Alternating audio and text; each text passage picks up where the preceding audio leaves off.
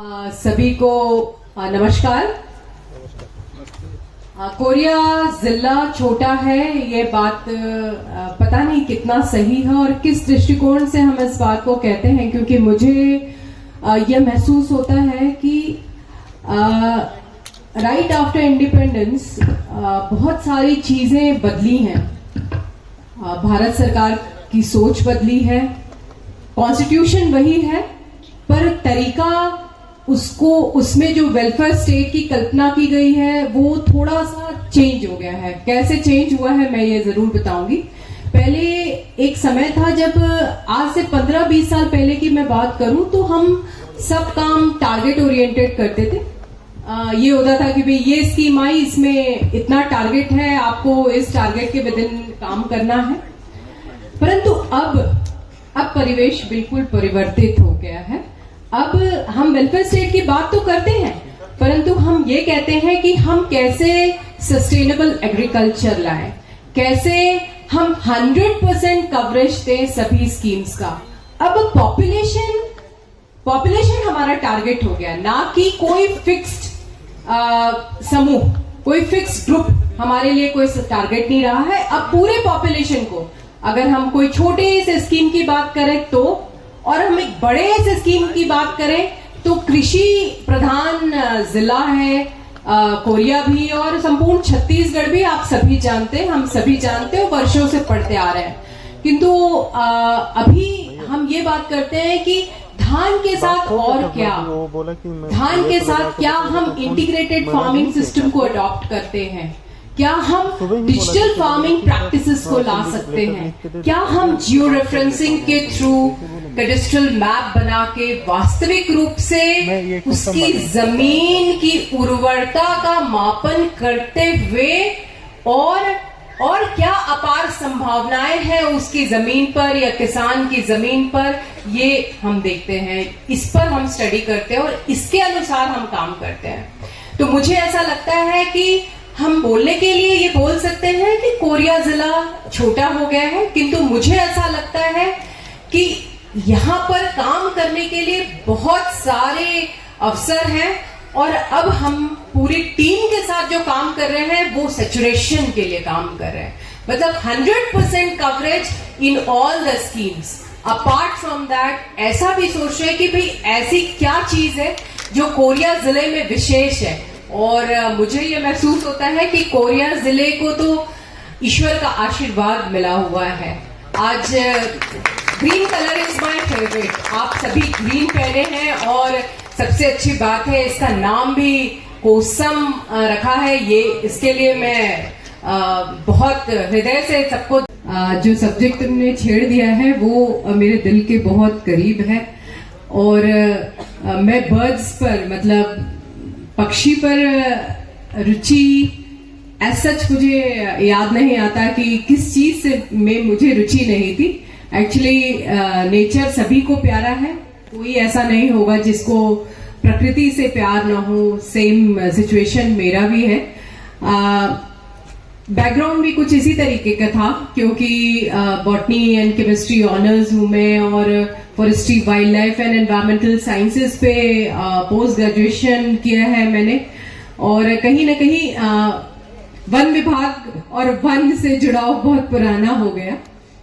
तो हुआ यूं कि अगर समय हो तो मैं एक छोटी सी बात बताना चाहूंगी। हुआ यूं कि कोविड के समय शायद मेरी तरह आपने भी प्रकृति को बहुत करीब से देखा होगा, लेकिन मैं तो यूं ही देखती थी, आपने तब गौर किया होगा और मेरे मन में तब यह विचार आया कि ऐसी कौन सी चीज है जो मैं अपने बच्चों को देकर जाना चाहती हूँ। मुझे किसी ने बताया कि पक्षी पर सबसे अच्छी पुस्तक जो है वो सलीम अली जी ने लिखी है। And then the story began. I started reading all the books, all whatever I could, and I went through all the literature available. इतना पढ़ा मैंने, इतना पढ़ा, और उसके बाद एक विशेष तरह का रुचि मेरे अंदर पैदा हुआ कि मैं बर्ड्स देखने जाऊं।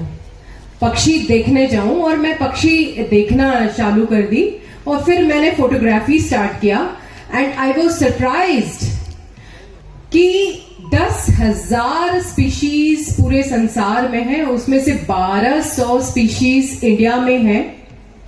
और मेरे घर के आंगन में खेलने वाली चिड़िया जो रोज मुझे दिखती तो है, पर मैं इतनी अनभिज्ञ हूं कि मुझे यह भी नहीं पता कि उसका परिवार है, उसके बच्चे हैं, वो किस तरीके से लालन पालन करती है, किस तरीके से खाती है, क्या वो कम्युनिकेट करती है, क्या वो बातचीत कर सकती है।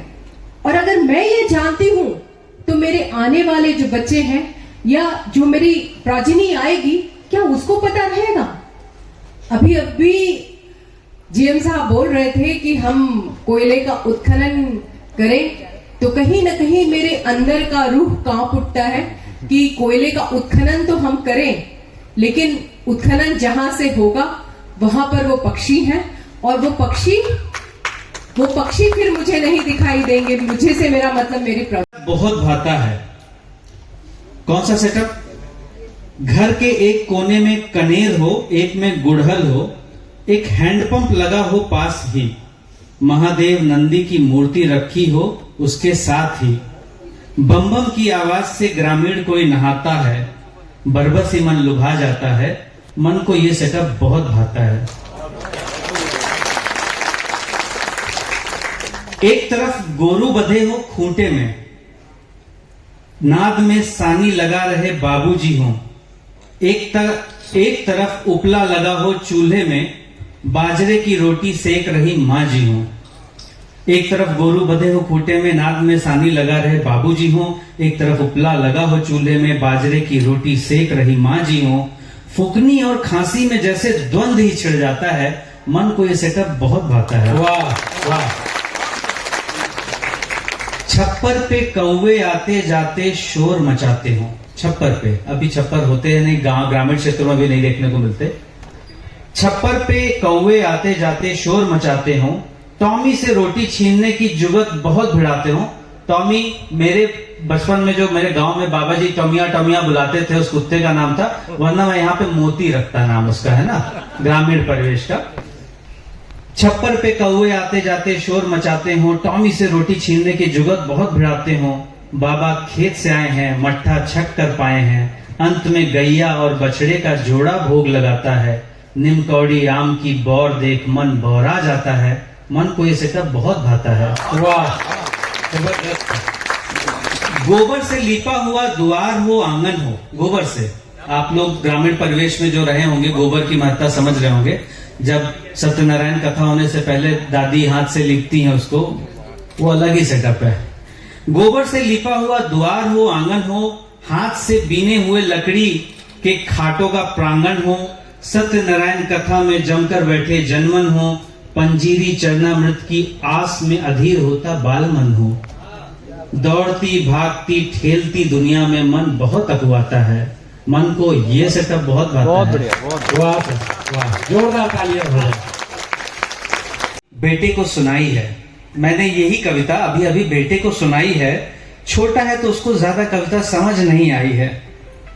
कविता तो कविता, आधा शब्द भी उड़ जाता है।